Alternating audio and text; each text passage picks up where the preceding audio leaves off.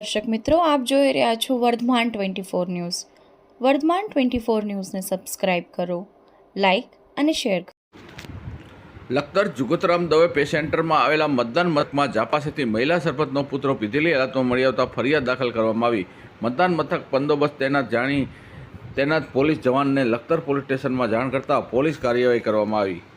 Lakhtar police સ્ટેશનમાં નોંધાયેલી એફઆરઆઈમાંથી મળતી માહિતી મુજબ લખતર પોલીસ સ્ટેશનના મહાવીરસિંહ પઢિયાર રાજેશભાઈ કુસાપરા લોકસભા સામાન્ય ચૂંટણી 2024 અને લખતર ગામના રૂટ નંબર 8 ઉપર પેટ્રોલિંગ કરી રહ્યા હતા ત્યારે જુગતરામ દવે પે સેન્ટર શાળામાં આવેલ મતદાન મથકમાં પોલીસ બંદોબસ્તમાં ફરજ બજાવી રહેલ Jagdishsinh ગલુતભા બક્કલ number 8611 Narol police સ્ટેશનવાળાએ telephonic જાણ કરી હતી કે કોઈ અજાણ્યો વ્યક્તિ જુગતરામ દવે પે સેન્ટર જેમાં મતદાન મથક નંબર 2 આવેલ છે જેના ઝાપા પાસે બકવાસ કરી લથડિયા ખાઈ રહ્યો છે. આથી તુરંત બંને જણાએ જઈને તપાસ કરતા લથડિયા ખાતો વ્યક્તિ મળી આવેલ હતો અને તેનું નામધામ પૂછતા ભરત ગંગારામ વરમોરા જાતે પટેલ બતાવેલ હતું.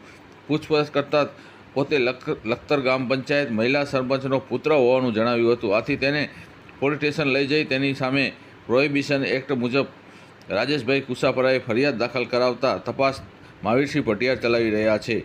રિપોર્ટર વિજય જોશી, લખતર, વર્ધમાન ન્યૂઝ.